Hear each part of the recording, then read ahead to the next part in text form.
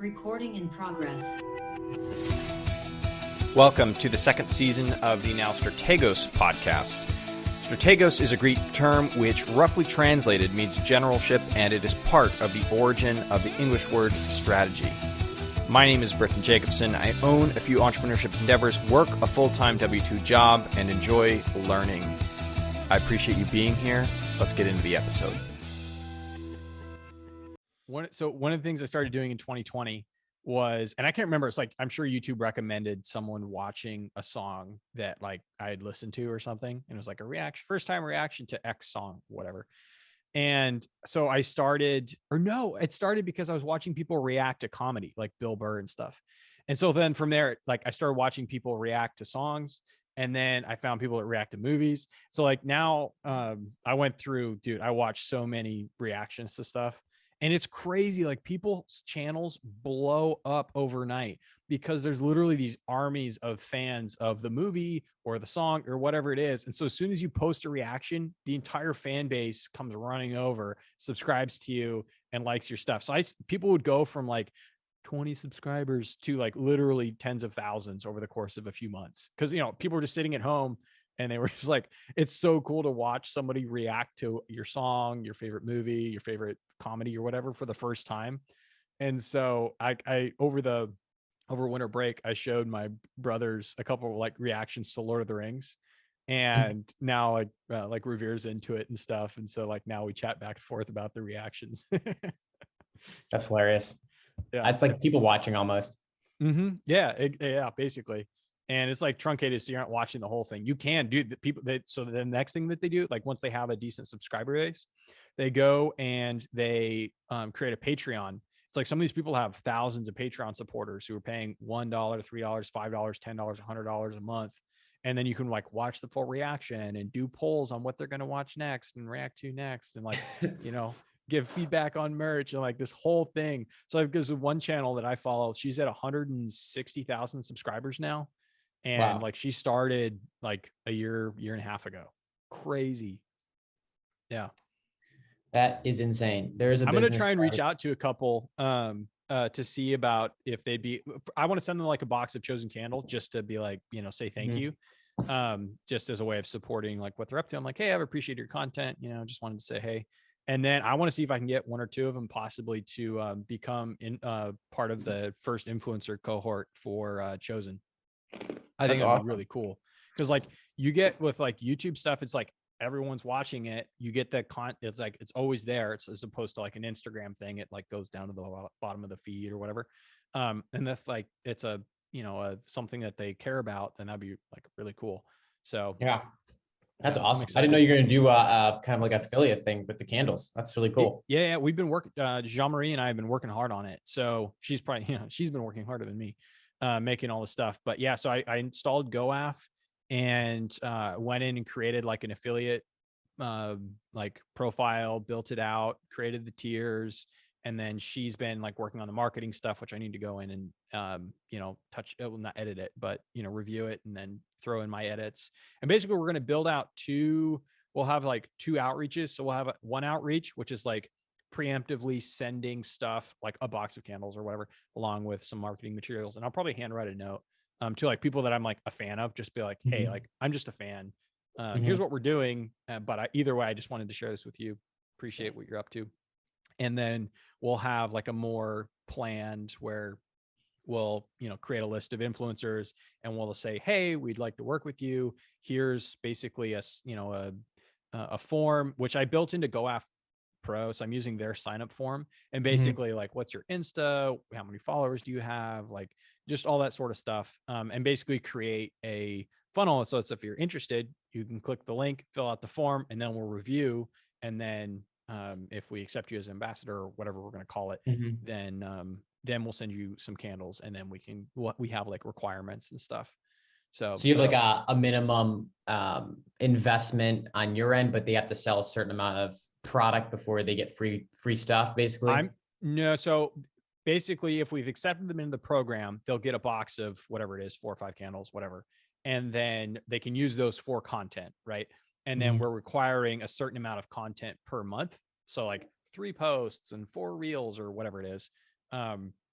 and then, and like X amount of stories. And then they get a percentage of each sale that comes Mhm. through their affiliate link / their coupon code. Gotcha. Yeah, that's what we have set up too. Are you doing the kind of what it's set at like 10%, or are you bumping that up? Because my thinking is, well, at least what I found, I've had people sign up, but no one's really gone out and posted much, only because I think the incentive is kind of low in terms of what they would make on it. So have Yeah. you So thought that's why about? we're doing, so, well, first of all, like, we'll come back to this. We got to introduce like what you're up to and everything. Cause people probably don't know. That's So true.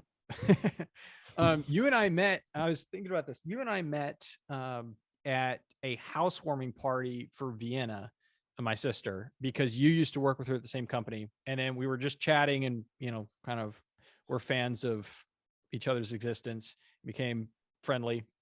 And then I don't know, what was it? 3 months ago, 4 months ago? Yeah, about 4 months ago, probably. You said, "Hey, I've got this idea for," you texted me or called me or whatever. And like, "Hey, I have this idea for a pro-life oriented coffee company. Mhm. And like, what do you think about it?" So you're like walking me through like all your ideas. And I was like, "Dude, I know coffee's hot, blah, blah, blah." So we talked for like, I don't know, it was like an hour or something. Yeah, And I think I picked up the phone. I was like so excited about this idea. I was like, I got to call Britton because he's yeah, gonna like this. yeah, and you were right. So then we talked for like an hour, and like that night, you were starting to send me promotional stuff you did in Canva, and it just kind of like went from there. And basically, you got connected with a supplier, and then you were able to find somebody who's able to package, white label, and then package your product with your company. You got it plugged into you did Shopify, right? And Yeah, more then, Shopify. yep, and then you launched in November, right? Yeah, November 4th. So Okay. from idea in September to the launch of 7 Weeks Coffee, it was a couple months. Yep. Yep. And Couple then months. like your first day you did several, like what, several thousand in orders and dollar amount in orders. And then from there you've been so far on an upward trajectory. And Mhm. so yeah, so like that's the context of what we're chatting about. So okay, so then back to and we can dive into kind of like some of the ideas and stuff, but back to the influencer marketing. So basically what we did is, I think I broke it out into 3 different tiers. So like tier 1 is, these are the requirements. I don't think I changed the requirements for any of the tiers, but so the requirements stayed the same for all 3 tiers. And like tier 1 is like you get X% of a sale and the customer gets 10% discount. And then tier 2, you get a greater percentage of the sale, the customer still gets a 10% discount. And then like tier 3, it's like you get a pretty significant percentage comparatively. And I think the customer might get a greater discount. And I'm not sure if I'll keep that or not, because I want to be able to empower all the influencers versus like, oh, I'm going to use Sally's coupon because she's, Mhm. giving me a bigger discount. And then basically the tiers are based on how many candles you're selling through your link each year. Mhm. So I forget what the number is off the top of my head, but we'll just say it's like, to reach tier 2, you have to have sold 100 candles in the previous year. Mhm. And that's the idea. And I actually, um not through Trends, but through a different entrepreneurship group that I'm a member of, um that is, well, it's not free. I think it's like $9 a month or something. I got like the initial pricing, which was like 7. But anyway, and through there I connected with a guy who, like, his job was literally influencer marketing, and he was like part of a company. They had like 200 influencers and stuff. So like this dude knows what's up. And so I did like a Zoom call or whatever with him couple weeks ago, like maybe a week and a half ago. And we were talking, he like gave me a bunch of tips and like, here's what you should do, here's how you should think about it, here's how you should target potential influencers. And he suggested, like, in terms of volume, which, this might be relative to, or relevant to what you were saying about having like not too much traction off of it yet, is like you want to find between, I forget what he said, but between, I can pull up the numbers and send them to you, but it's like between 5,000 followers and under 50,000 or whatever, because you need like enough of a base there. And then he said part of the reason you want to do the incentive is because, like, sure, if you have like 10 grand to throw at $500 at an initial influencer, right, go ahead. But if you're really like actually trying to bootstrap and grow it, you actually only want to bring in influencers that believe that their audience will convert. Mhm. And so that's why you want to do the affiliate approach, or like the, well, it's an affiliate sponsorship approach. So Mhm. that's what he said. And that's what I was already leaning towards anyway. Um, and he said, like, get 20 to 30, influencers into your program, and then give it 2 to 3 months so you have some data, and then see like what's working, what's not working, what sorts of influencers are, doing better than others. And then like maybe the next time you go find that sort of an influencer, but that's at a higher tier of, size or whatever. And then maybe then you can offer them $250, $500, whatever it is, Yeah. to start promoting your stuff. But he said, like, don't do that at the beginning. Mhm. How have you been trying to find influencers currently? I haven't really done much outreach for it yet. I've had people sign up on the site directly, like just there's a place to sign up.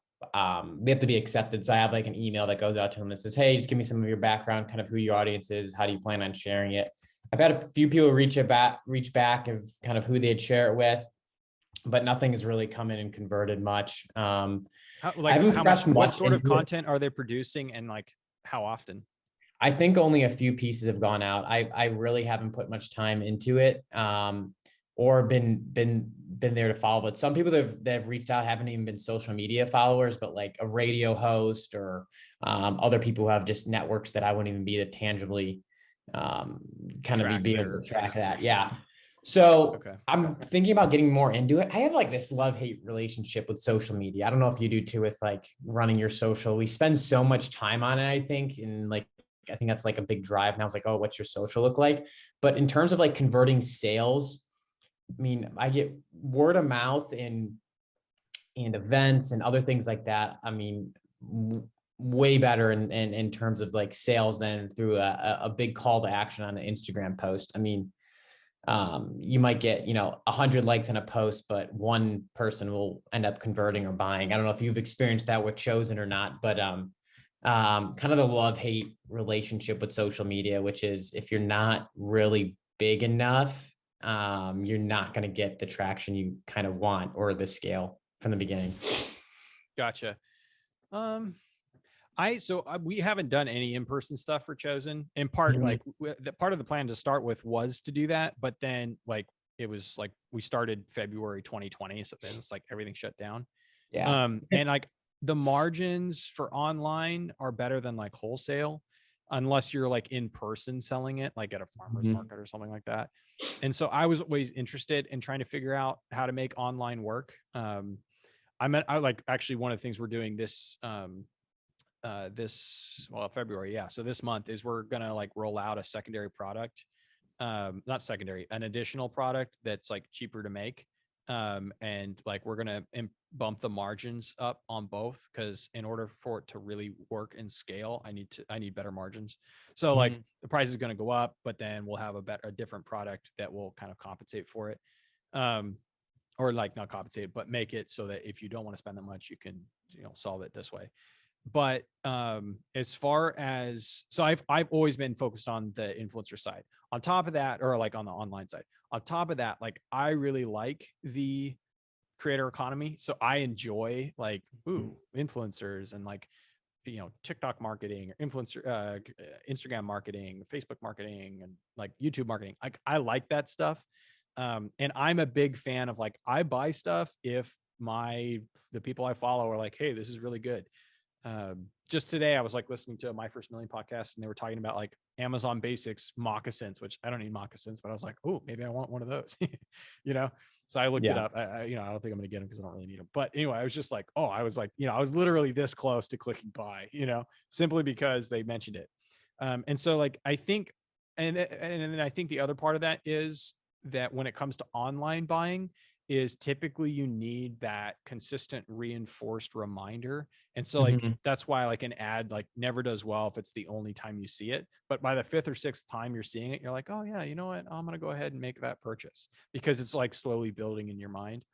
And so that might be part of it. And at least for us, that's certainly part of why we're gonna have like specific requirements, is like X amount of posts, X amount of reels, X amount of stories. And basically our plan is to track that through Jean-Marie will keep track of it. And then we'll use like specific hashtags so Mhm. that so that, we can just like look at the hashtag, make sure we're not going to skim all of their content to, like, where's the post? But that's the basic plan. I mean, I know that it's worked for a lot of companies. I know that like influencer marketing is the next big thing because paid acquisition costs are so high, / it gets, it's getting more difficult with the privacy laws, which I think are a good thing, but increasing, or at least not laws, sort of, but like Apple rolling out its iOS 14 or whatever update for privacy, that impacted a lot of stuff. So I think the space is going to get hotter. I think it's going to keep growing. And I just think that there are so many, literally millions of people out there who, like, even if they have 100 followers, they like want to be influencers. And so I think being able to tap into that, especially on the early end as they grow, like, I think there's potential there. I agree. But at the same time, like you're also coming at it from a different, like, you hit the ground running way harder than like we did with Chosen. So that's like a different, I'm sure that plays a different element. Like, I'm fine with like, oh, we sold 5 candles. Oh, hey, look, we sold 70. It's like, that's not like, for me, I'm thinking about this on like a 3-5+ year development. And like, I'm just letting it burn because it's like one of my projects, versus like you're more of a like, hey, like, I'm like hitting the ground running. I want to make this a thing.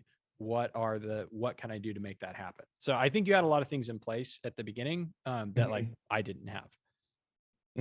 Yeah, no, for me, it was it was like finding out that this is actually a good idea in terms of just concept, but then setting up some kind of media hits, which was really important. So for what we did was reach out to a lot of news agencies and publications who would be interested in kind of sharing the story. So the day after we launched, we had a big publication on LifeSite News, which is a big pro-life online store, and they kind of just did the story on it. They were like the first ones to release it, and we just drove a ton of traffic through that. It's kind of interesting that like we've had probably 5 or 6 articles published on it, and over 60% of our sales have come through those publications, which is a huge just amazing source of like traffic, but it's also just free advertising. And this is actually pretty unique that people don't realize. Like, there's a lot of publications out there that are willing to do articles on just interesting stories or your business or a concept, and all you have to do is reach out and ask. I think it's actually overlooked when we're like thinking of advertising. We kind of see this idea of like, oh, I got to do Facebook ads, I got to do maybe influencing marketing, I got to spend money on Google search and like all these things. But like, you could email 20 online news publications and you might get 2 of them to pick up your story. And those 2 are just going to absolutely, could absolutely crush it for, in terms of sales and eyesights on your store and just traffic to your site. And like our other story that got picked up on was Not the Bee, which is Babylon Bee's True News site, and didn't even reach out to them. They saw the story through another publication and totally just basically republished it and reshared the story on their audience, and it drove a ton of sales and traffic. So this idea of like, publication and all that is a huge asset. And I think a lot of companies should look into that. If you can approach a news agency with a story and kind of give it to them up front. So I'll send them like a pitch deck of like, hey, these are some like quotes on our story. Here's our website. Here's what we've done. And I'll even send them like an article from another website that did a story on us. Be like, hey, we've been published here and here. Would you be interested in sharing our mission too? And you'll be surprised. A lot of publications are actually like dying for content, like, 'cause they need more content on their site. So like, you're kind of fulfilling their need. So I'm going to keep, hammering that. I totally, it ends. I'm totally a fan of that. I told you, like, our biggest month was December, this past December. Yeah. And 100% it was because one person randomly added us to a gift list that I had no clue was even happening. And boom, all of a sudden, like in 48 hours, I had a crap load more of orders than I'd ever had before. So yeah, I love that. And to be fair, it's like, at the end of the day, like I was thinking about as you're talking, those are, the news publications, the email lists, like those are just kind of extensions. They're like more developed, more fully developed extensions of that same concept of having the entity that you follow suggests something, right? Exactly. It's like, it's not really different than the influencer marketing per se, as much as it is just they're already established and Mhm. they're more likely to reach like, influencer with 10,000 followers. How many of them are actually going to see the content versus, eyesight news having tens of thousands of visitors, right? Exactly. So Exactly. the No, it scale is was awesome probably for more us. easily attainable. Yeah. Yeah. It can like, it truly can change your business overnight. And it's been really cool to see how that has played out over the last couple months. Yeah. What are you do you feel like you've kind of got this year locked down for what you're expecting to do, what you're expecting to have happen? Do you feel like because like, I don't know, a couple weeks ago we were talking about like the roadmap and what you're trying to figure out and all that stuff. Do you feel like you've Mhm. kind of reached a positive equilibrium there? I think I have a decent understanding of what we want to do. It's, it's funny. It's still only 3 months in. So there's a lot of like just testing and like ideas that are coming up. Um, what's been good though, and this is probably something I want to highlight of like why I think this is like kind of taken off is like, um, first it was like an open need. Like this was something that wasn't being serviced in terms of like this pro-life branded coffee. So like when I first figured out, and this is kind of like a little tangent here, but when I realized it was a good idea is because when I typed in pro-life coffee and nothing came up, I was like, wow, there's no one in that space. And so 7 Weeks Coffee's been around for, a couple months. If you type pro-life coffee now, we're on the first page of Google for that search. And that's purely because there's just no one taking up that space. There's a couple of old websites up just trying to in that space, but no one's running it. No one's actively promoting it. So that's kind of the aha moment there. But in terms of realizing that and like where it could go, I mean, for this year, it's still new. Like there's no one really doing this. So there's a ton of different opportunities, I think, but nothing's like set in stone of like maybe exactly what we want to do. Like I want to test influencer marketing. I want to test more relationships with churches. I want to test um, there's other ways to kind of get the name out and partnership out with co-branding ideas. So as much as I'd like to say I have a detailed plan, I have a lot of ideas that Mhm. I am looking forward to testing because purely there's no one really kind of doing this type of this kind of branded coffee. So it's really exciting. And it's been a lot of fun and a lot of opportunity. So it's Do kind you of feel like there's any not concern, but any element of like burnout from the last 3 months? Because you're working full time, right? Your yeah. wife's working full time. So like, has there been any like? I'm curious. Obviously, you have a lot of energy and like, there's a lot of positive excitement going Mhm. on. But what has that been like? Yeah. I think after the first 2 months, like you kind of hit a wall with anything. You can't go 100%. You can't go full speed 100% of the time. So you kind of got to like take things in stride. And I think as like just a business owner and like starting this, you have to like look at the long scale. Like we're very like as Americans and just as like this hustle culture is like now, which is like, it's good to have drive and motivation, but to think, to think long term in the years ahead, it really slows it down. Be like, I don't need everything perfect right now. I don't need every idea to come to fruition right now. But what I do need is to do like one thing very well. And I think that's like something I was like from the beginning, as much as like I had a million ideas and still do. If I can sell one bag of coffee very well to a customer who can receive it in a few business days and enjoy it with, no product issues or the labels on there correctly, that's a success. And I think that's like really important for businesses and startups is like we have a lot of ideas, but we can't run in every direction at the same time. So you have to do like one thing very well. So I mean, when we first started, it was like, can I sell like a medium roast coffee and a dark roast coffee? Like that was it. We sold two products when we first launched. There was no other options. You can click on one or the other. It came in one size bag, and that was it. And people might say, oh, well, you should have had all these other options of different, styles or variants or roasts and all this. It's like when you're really trying to start something from the ground up, you really want to be good at one thing. So if just testing, like, yes, I can take, 100 orders in a day and process those easily and the margins all still kind of back out. Yeah, that's kind of like, I think the secret in it is like slowing down and trying to do one thing right. So yes, there is burnout, but if I could do that, I think that's something that I can keep doing where I don't feel burned out. Mhm. What are Yeah. you most excited about in the next like 6 months? 6 months. So what's fun with this is that we've been able to profit some money. The whole mission of this, and maybe this is good for the audience, knows that we donate 10% of every sale. So this is like a very give first company. 10% has been like 20 to 30 to 40% of our profits, depending on which month. Last month in January was kind of a first good test month. We didn't have a lot of startup costs weren't involved. So it came out to probably like 20 to 30% of our revenue was donated. So I'm excited to keep giving back. We've donated $1,300 to over 5 centers this month, which is great. That's a huge reason. This is kind of why it exists, to support pregnancy care centers.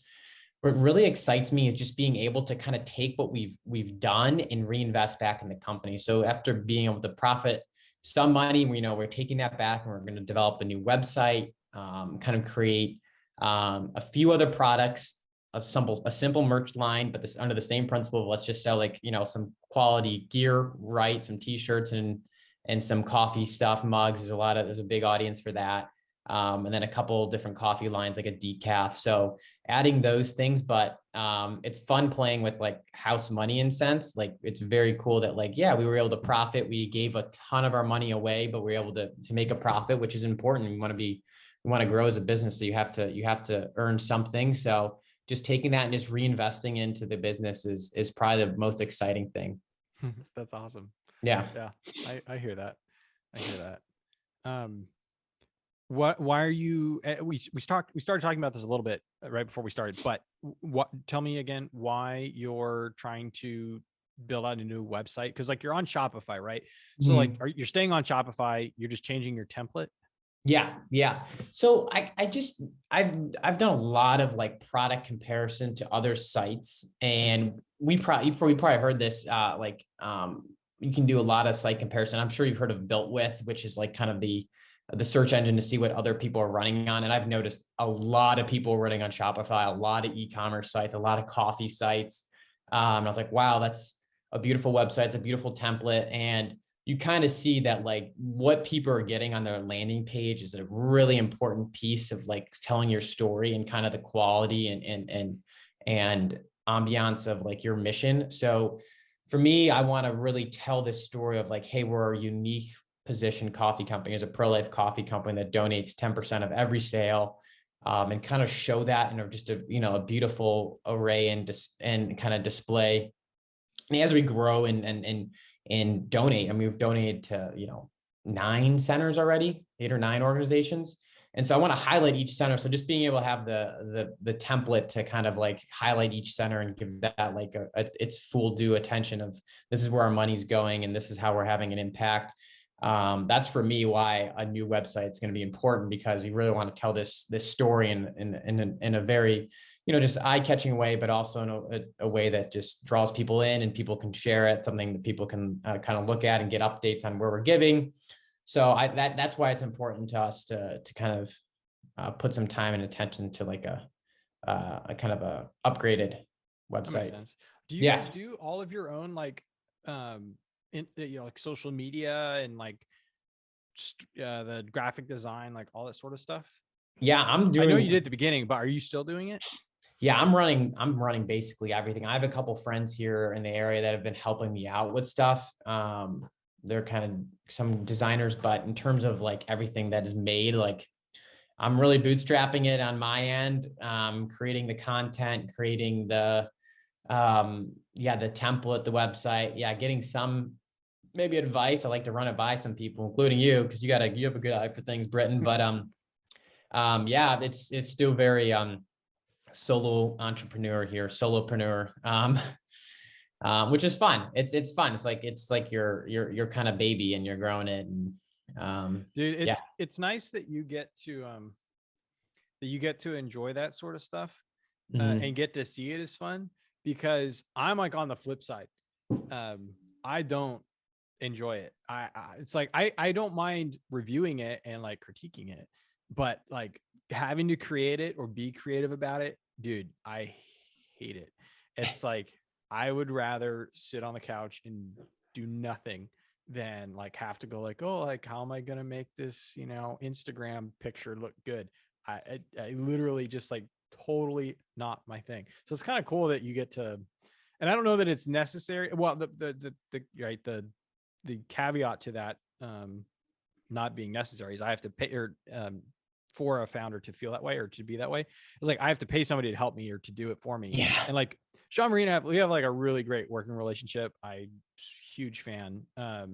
And she's awesome. And so it's like, I wouldn't want to change it because it's perfect for like what I want and like what I enjoy and like what I like doing. I like working with a team. It's like, I love being able to be like, hey, here, can you do these things?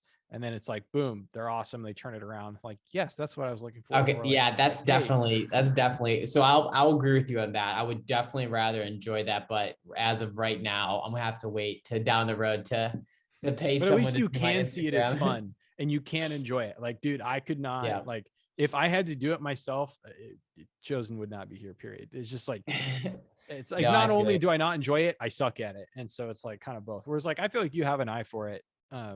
And like, you've got some creative direction and creative concepts. Whereas like, You know, the I'm just best, this is funny. People think like, yeah, people said like, oh, that's a great design. You designed such a great website. How'd you do that? You're like, I don't feel like I have like an amazing ability. I just have an amazing ability to look at what's out there and try to copy and pull from the best. Like that's, I mean, I think it's like something that people don't realize, like your best design can just be a copy of kind of what else someone else is doing. And that's okay. Like that's a lot of how the industry works. That reminds me.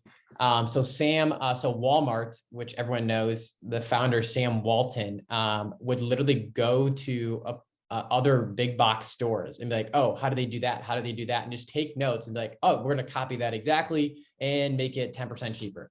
And that's how he learned. And like, yeah, I think some of the best learning is just from just looking at your competitors, but also just other things you like and say, oh, that looks really good. So, yeah, I have been just storming the internet for other coffee websites, other ideas, kind of how to frame things. But yeah, copying can be your best your best bet sometimes in terms of how to get some good ideas. But it's not about doing that to compete against someone necessarily, but it's almost like a way to show appreciation. It's like, yeah, that's really beautiful. I want to design something similar, or like, I like how you put that there. So I think that's my advice. yeah, I hear you. I hear you. Even there though, dude, I struggle. It's like, which is weird though, because like we've talked about stuff and like you've sent me Yeah. things and like, it's not that I don't, I'll have ideas about it. Be like, hey, like what about this line instead of that line? Or like, this could be Mhm. a little bit smaller, a little bit bigger, whatever. And it's like, I think that those are decently good feedback, or that is decently good feedback when I give it, but it's like coming up with it initially, it's just not there. So Yeah. yeah. Yeah. No, yeah, I hear you. It's more trial and error. I think the way to get the way to get started is to fail about 10 times, and then maybe your 11th try will start to look right, and then you get an idea. Usually it's, yeah, a lot of times when you're trying to create something or design something, the thing that you started with, I wish I saved a screenshot of the first website. You probably remember it, of like the first rendition of like what I thought it should look like. But all that did was lead me to the idea of what it now looks like. And then it just keeps continuing from there. Like, it's like, just get on the train and then you'll eventually kind of end up at your Dude, are you destination. like constantly thinking like, at dinner or whatever and being like, oh, we could change this about the website, or, oh, what if we did this over there? Is that like what's happening all the time? Yes, my brain, it's funny. It's like at night, actually, when I'm trying to go to bed, I'm like, I have to try to shut off, but I can't. And I'm just sitting there like, oh, like need to write this down in my reminders because that's what I want to do and need to edit it like this. Yeah, I mean, it's kind of like the hamster wheel never stops, running. Um, but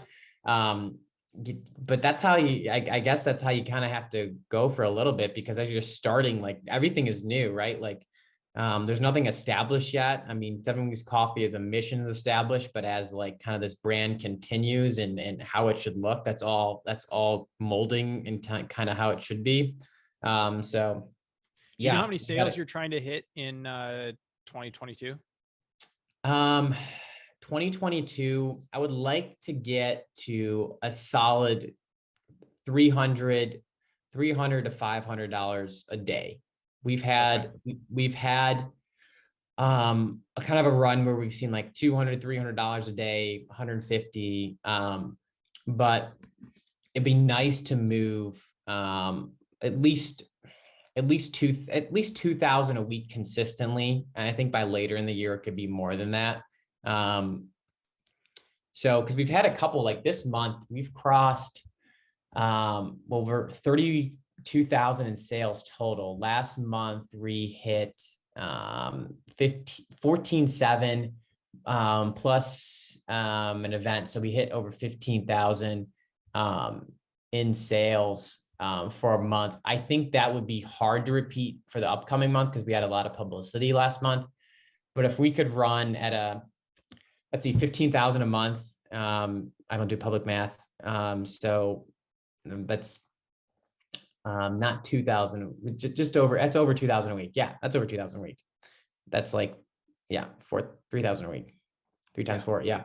So, yeah, it's like 3,000 to 4,000 a week. So that was like huge in terms of what it can be. I would like to get there consistently though. So, I don't know if February will turn out that way, but if we can do $2,000 to $2,000 a week, I think that's just solid, kind of growth. But another thing I want to look at is like return rate. And I think that's important. Is customers coming back, and we're seeing this already, which is really cool. I've had some customers order 3-4 times already, like returning back, which is, are they like buying for friends, or they just drink that much coffee? You know what? I've looked at some of the addresses. They're shipping to the same address. One person ordered, 3 times to their same address. So this is like people enjoying the coffee, which is awesome, because you would think as a startup in November, like, people are making their way through like, first bags, as like everyone's seeing this for the first time. Like most people that order is a first time order.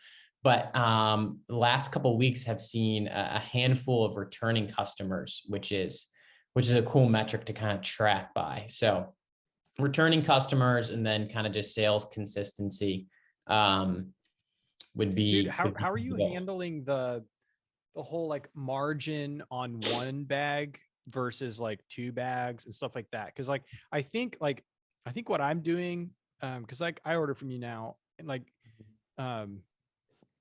I think I order like 2 bags at a time, at least because the last time I ordered, it was like that was like what pushed you over the edge. So like making it more cost effective. Like how are you handling that now? Yeah. And are you planning on keeping it the same way?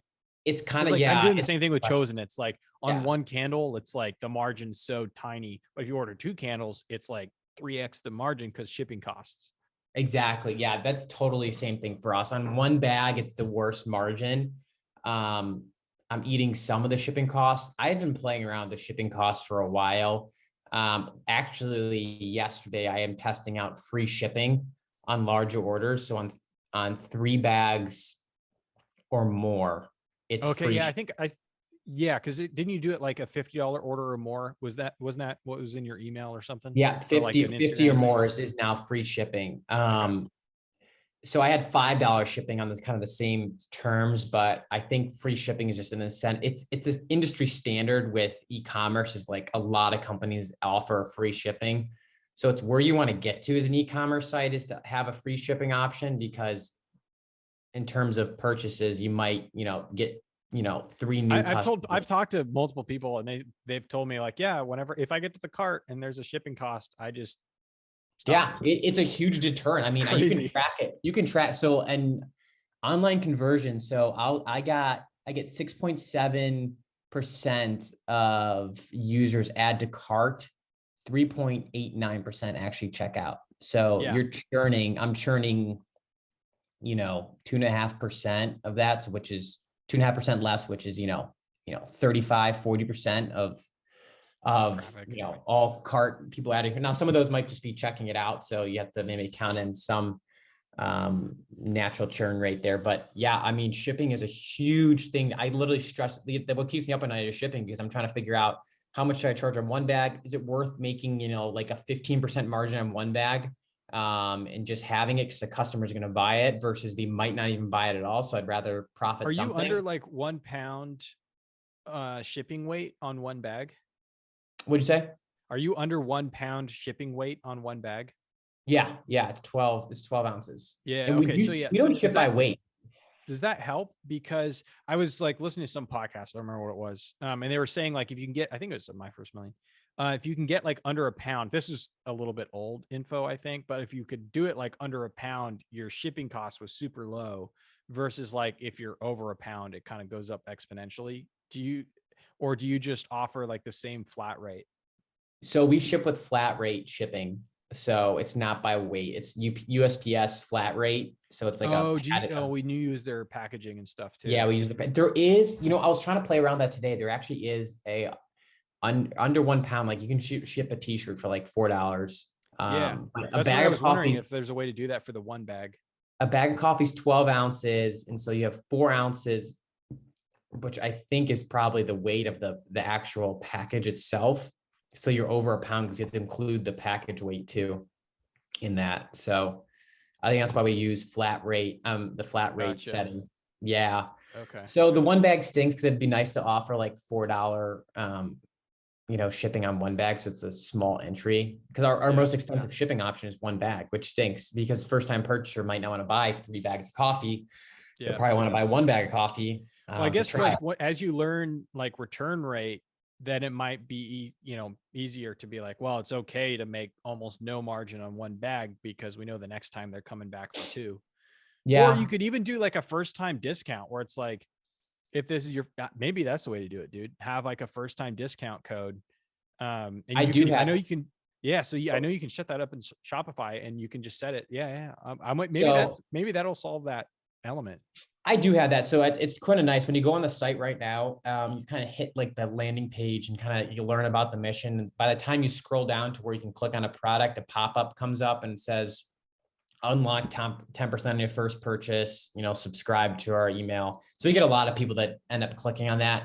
I don't have it auto-populated. I kind of like when people opt into it.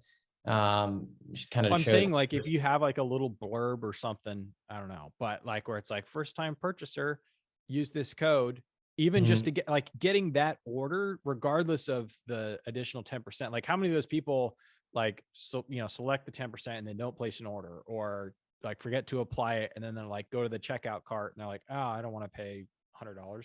Yeah, that's a good idea. I could turn that back. I actually had it where it just when you scroll down, it popped up the code. It's kind of hidden behind the email wall now. We have to just give you your email address to get the code.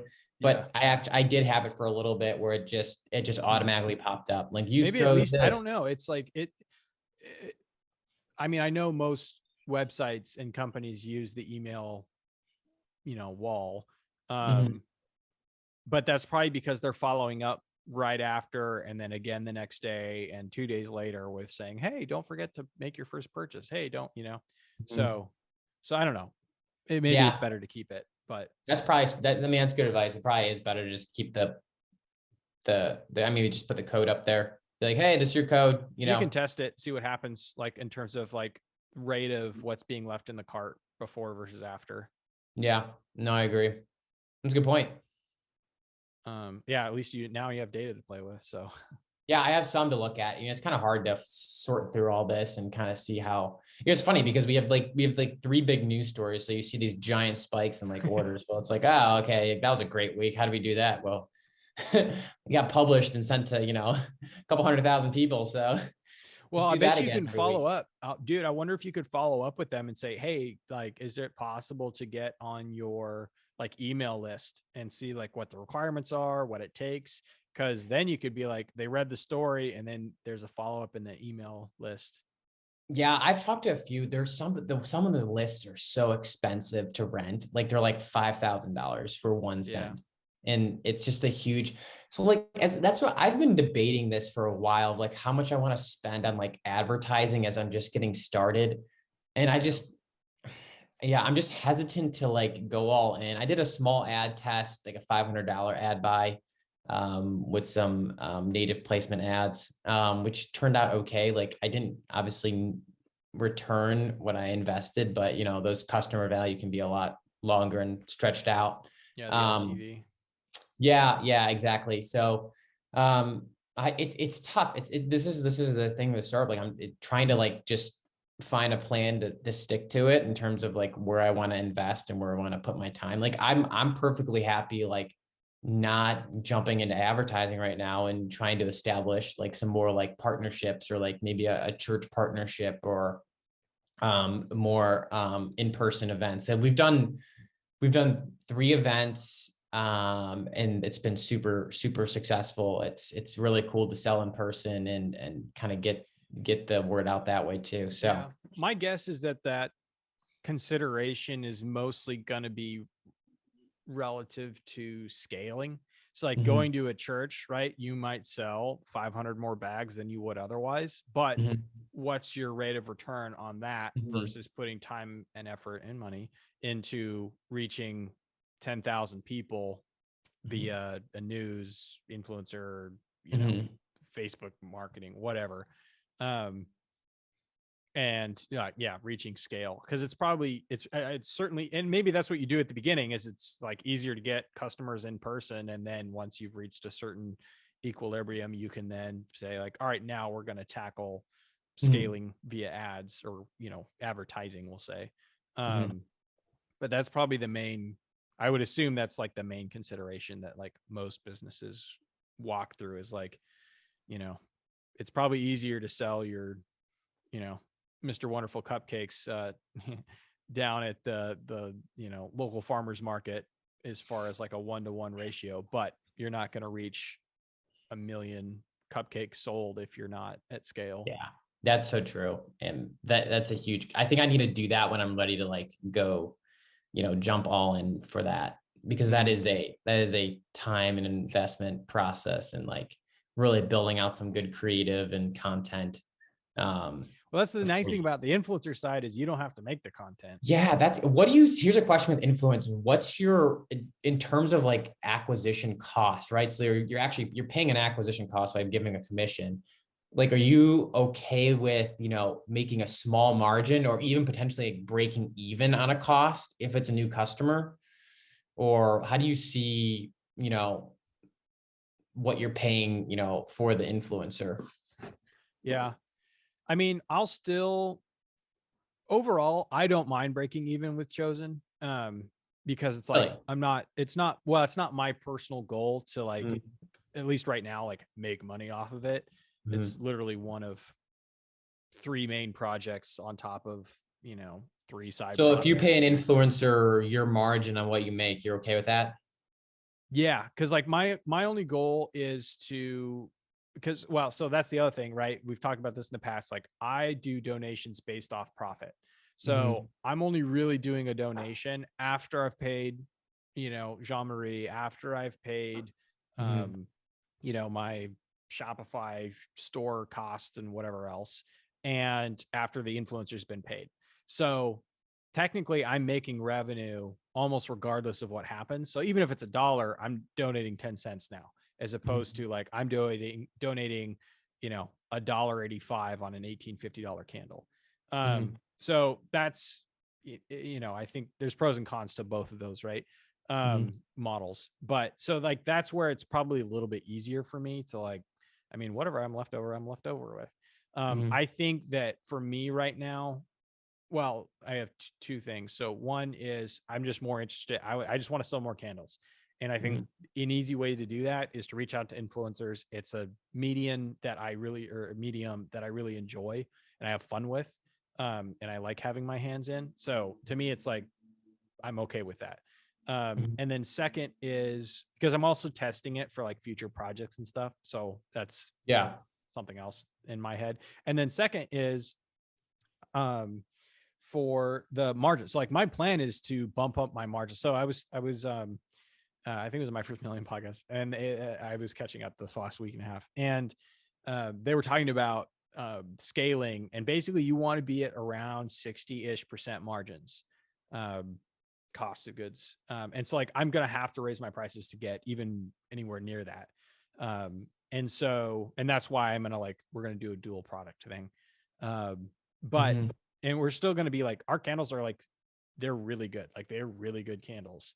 And so it's like, we're still competing price wise with the market, and quality versus price, in my I mean, I'm biased, but I'm also relatively confident in saying that it's like the ratio of quality to price is better with Chosen.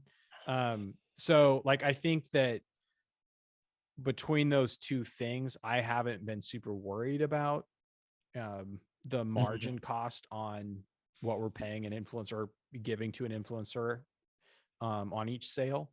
Like, I would much rather have 1,000 sales via an influencer than 100 sales because, people found, randomly found our Instagram or whatever. Mhm. Because that's just unlikely to happen. So for me, Mhm. it's about getting to that scale. I totally want to do the like the newsletter or like publication approach too, just because like that was such an insane bump off of literally no work on our end. So on the front end to get it in there. So like, Yeah. the ROI on that is certainly significant. Talk about the 60% profit, because a lot of stores and sites, they operate in like a 20 to 30% profit margin, like most businesses. Well, is that total profit? So it's not, is that profit to revenue, or is that cost of, like, I'm talking cost of materials Okay. versus sales price? Cost of materials. So if you retail something for $10 and your cost of goods is $5, that's 50%. 50%. Exactly. So Yep. you're saying that should be around 60%. That's what they were saying in the podcast. I was like, okay, makes Okay, sense. that makes sense Because that leaves because you, and basically the yeah. idea is that leaves you with a ton of margin to spend on marketing to scale. That is the Mhm. whole, that was the, like, the angle they were taking it. They're like, look, if you want Mhm. to scale, you have to spend money on marketing. In order to have the right amount of money to spend on marketing, you need to be at 60%, give or take, margins. Yeah, that's fair. And I've looked at that too with us, and I'm considering raising prices slightly, maybe like $1 a bag, which would have obviously a big effect on a margin. That's something that's only retailing for $16.99. Um, yeah, that's important. That is really important. You need money to spend money. Yeah. So that's the other thing. I was like, it makes sense to me. It's Um, tough. I keep going back and forth. Like, what is my model in terms of like scaling? Is it to acquire? Is this, since I'm just launching, is the idea to literally take every cent that comes in the door and turn it around into advertising? Like, I could do that. I could drop, my shipping cost on one bag to a break even cost where I literally don't profit $1 on the bag or like anything on it, but at least I'm getting maybe a few more conversions on the first time lead. Is that worth it? It's hard to say, like, if that's like the strategy to like go, or like with influencers, like, I don't know, what's your commission structure, like 10%, 20%? Is it like scale I like think it's that? going to be like 7.5, 10, and then 12 and a half, 15, something like that. Yeah. So I mean, like, I could do the same thing with my structure. Now, for me, obviously, I'm donating 10%. So out on the front end, that's a higher amount. I mean, my donation is essentially a 10% discount, applied, automatically. Mhm. Part of me wants to Actually, believe that speaking of, that's I actually think yeah. our cost of materials is actually really similar, by Is the way. it? Yeah, at least for the current glass candle. Gotcha. Yeah. I'm I'm I'm with you on the boat of like that's really important to manage that well. Um, yeah, so it's tough. I mean, it's also I'm interested to know, and this is a question that maybe you I wonder what your insight is on this. Like, the idea that I'm donating 10% is a lot of our money. Like, I make it a big part of the business of like, we're sharing who we're donating. The idea is to have a tangible impact and who we're writing these checks to. Like I Mhm. said, it's a big part of our profits, but does that advertising and that kind of pitch and that kind of like mission, is that, can I see that in my head? Like, yeah, I'm getting conversions because of that. Like, it's Mhm. almost like a paid advertisement in a sense, because like people are like interested in purchasing this product because there's a lot of money being donated. Um, so it's almost like a weird way to see, like, kind of lead gen or Mhm. like an advertising budget is like, yeah, we're prepaying all of it all the time. But that might increase who we share it with, who becomes our customers and stuff like that. Yeah. Uh, totally. I mean, I agree. Um,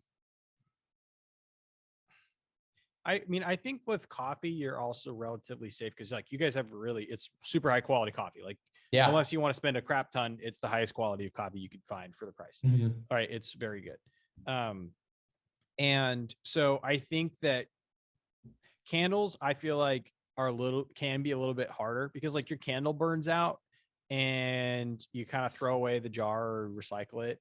And then you're like a month later, you're like, oh, I really need to get some candles, right? And like Mhm. you might go back and order the same candle, or you might be like, oh, I remembered in the store and like, hey, here's a candle, I'm gonna grab it, you know. Whereas like coffee, it's like I'm about to run out of coffee. The one thing I look forward to every And you're single used to morning. it. It's a routine thing. It's an addiction. People love caffeine. That's a great point. Yeah. It's a So good I product. think that, yeah, 100%. And so I think you have an advantage over candles anyway, in that it's like people want their coffee. And like when people like a coffee, they drink that coffee. People are Yeah. not out there trying 1,000 coffees. There's like subscription services that I'm sure are doing decently well, but like, Mhm. what do people do? They have one cup of it and they're like, oh, I didn't like that. And they throw it away. Right. And they go back to the one that they like. Um, Exactly. so I think that I think in general, it's probably safer to focus on the customer acquisition piece of it, or like to put money into it. Also, like, I don't know, at this point, I feel like you really only have two costs, which is prepaying for your inventory, right? And so you need to be able to make enough money and save enough money to be able to execute on that. And Mhm. then second is your advertising. Like you don't, Mhm. and obviously just normal business costs. Yeah. So like, cause like, I don't think unless you're like, hey, I want to jump ship from my current job as soon as I possibly can, in which case, like, yeah, in that case, like bootstrap the crap out of it. But if your goal is like, I'm okay with a year or two or whatever of this, like growing into something to what, so that I can then maybe do that, then like, and you don't mind doing both, then I'd be like, yeah, like obviously have enough money for your costs, have enough money for your inventory next year. And then Mhm. why wouldn't you put pretty much everything else, or maybe 80% of everything else into marketing? Yeah. It's a good point. I think that's exactly what I'm thinking. If I think of like what this year looks like, it's like I do want to hit the ground running hard with marketing, with affiliates. It just, to go fast, you just got to go slow. And I think why I'm focused on this website design right now is like, if I'm going to be driving traffic to this site, I want the most convincing landing page you can possibly get that tells an amazing story of what we're doing, of giving back and supporting pregnancy care centers. And I want people to see that story, if we're paying for traffic to kind of go there. So I think that's exactly kind of the thought process I'm on, and I agree, to put money back into it is worth it because of the product. And honestly, the coffee idea kind of just hit me because I was just doing some research on like products, and maybe we could toss around um, some ideas you're seeing or things like you're thinking of. Just my background in like conservative kind of fundraising, political email marketing. I've seen a lot of like just branded products, solely just around like maybe a conservative merchandise or something like that. And I was like, wow, there's nothing unique about it except that it's branded that way. And so the coffee kind of was like, okay, let's brand it pro-life, but make an impact. That's why we donate. But all that to kind of come back and say like, this idea of like the coffee was unique because coffee itself, and this is what you were saying, is a product that people love, they're used to drinking, and they're very religious about drinking it. So it's definitely separates itself from like the conservative t-shirt or the Christian t-shirt or like stuff like that. But I Yeah, don't know I'm a big what. fan. Like I know people make a lot of money off of selling t-shirts and merch and all that stuff. Mhm. I'm a big fan of it's like it's probably a cross between or conglomeration of like minimalism and not being wasteful and like all these other things, which I don't follow like many of those like overly closely. I've got 1,000 gadgets that I enjoy, Mhm. right? But I like the idea of building a business around something that people are actively using or reusing or needing. So like that's why I like, one of the reasons I like candles. It's like you're gonna buy a candle. why not buy one that does something that's also awesome? You know? Yeah, that's a good point. Like I don't understand how influencers make money off t-shirts or off There's sweatshirts, right? do you agree? All right, Britton, do you agree that there's too many like t-shirt companies out there of like similar branded ideas? Like, am I the only one who just sees like a million of these and like, how does that? I don't know how they make money. And I always look at this from an influencer, right? Like influencer X, my new merch line, and they sell like 100,000, sweatshirts or whatever. I'm like, and then 2 months later, my new merch line, it's a new sweatshirt. I'm like, dude, I have 7 sweatshirts. I've paid for like 2 of them. I wear them once a year, or whatever, right? It's like I wear 2 of them all the time. I never buy stuff through merch. Like I've never been like, like interested in buying like some certain branded like t-shirt or clothing. I've bought a hat before, but it's like I had 2 I had like one other hat. So it's like I'm getting another hat. I got it too now. Yeah, exactly. It's like, I wear hats versus like, like sweatshirts. Like I've been gifted a sweatshirt or 2 and I like those ones. I wear those ones, decently, but there's never a need for me to have 7 sweatshirts. Just never. Like my sister the other day, she was trying to, she sent me like this Instagram thing. It was like, some cool looking t-shirt or whatever. She's like, hey, you should get these. They're cool. I was like, I have 20 t-shirts, and some of them I've had for like, since like college. Right. But it's like, I don't need a new t-shirt. It's like my old t-shirt's fine. Why would I buy another t-shirt? So it like, yeah, that's my perspective on I don't know, on all that sort of stuff. You sell something that people can use. What out there? Okay, so candles, coffees, or anything out there that else is catching your eye? Like, oh, that'd be a good like e-commerce setup or like use or just some product outside of t-shirts. Because I like your thinking. I think you're right. It's got to be something people use repeatedly. It's got to be something that's like kind of needed, but yeah, it's almost got a practical sense to it. Well, I do like, well, I will say like on the clothing side, I think what happens is a lot of what general big picture happens is like a brand will build something really awesome, really great, Gore-Tex or,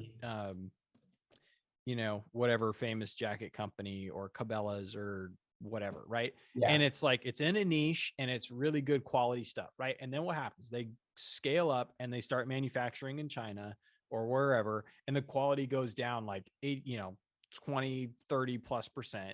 And they're still charging the same price, but now they have a name. So they'll even raise the price more. Cause it's like, hey, it's branded.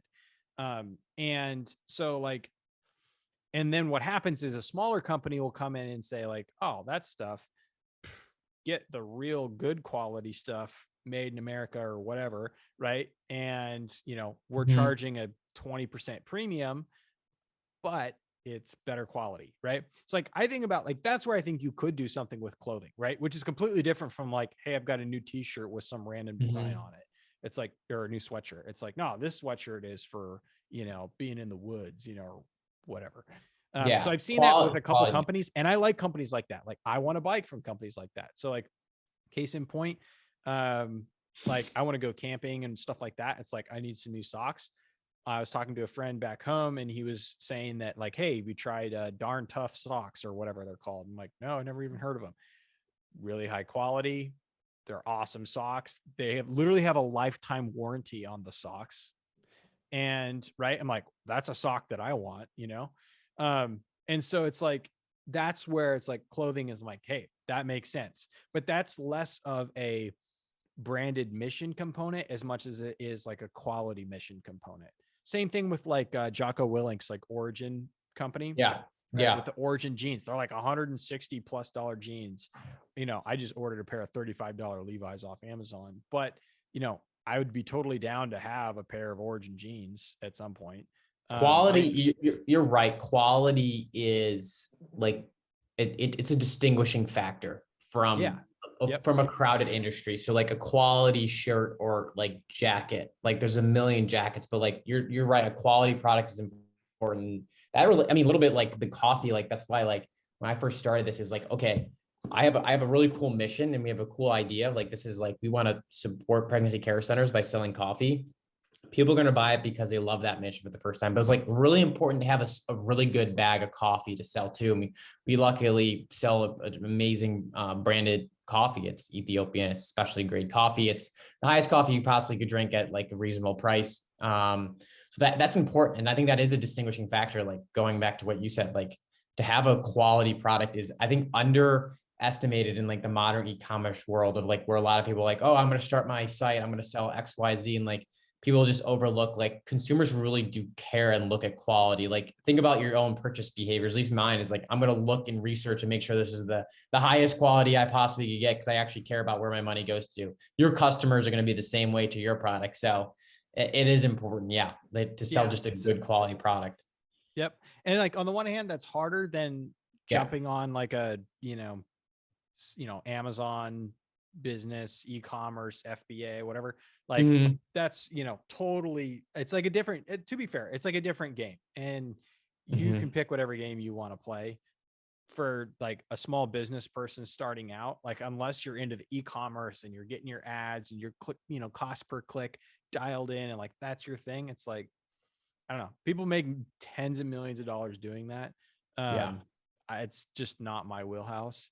I'm learning about some of that stuff from a marketing standpoint now, with like my current job and stuff, and that's really interesting, but it's just definitely not my wheelhouse. So like when I think about my wheelhouse, I think about these other things, which is like the quality side, reusability side, or returning customer side, which does all tie into that creator economy thing, where it's what's my influencer use, so like that's just the world that I operate in and that I understand the most. So I'm biased. And I think I'm the same way, because like I'm kind of like allergic to like the idea of like worrying about every ad set and like click-through rate and conversion. Like that stuff just gives me a headache thinking about it, even though I might one day be testing stuff like that. But it's like you hire somebody who like, exactly, they're a total nerd in a great way for that stuff. Yeah, who can do that? But it's amazing. Like people don't realize like word of mouth is a huge way to get new customers. And it's like small business, right? People talking about like, oh, e-commerce this and Amazon that. It's like e-commerce still like, or small business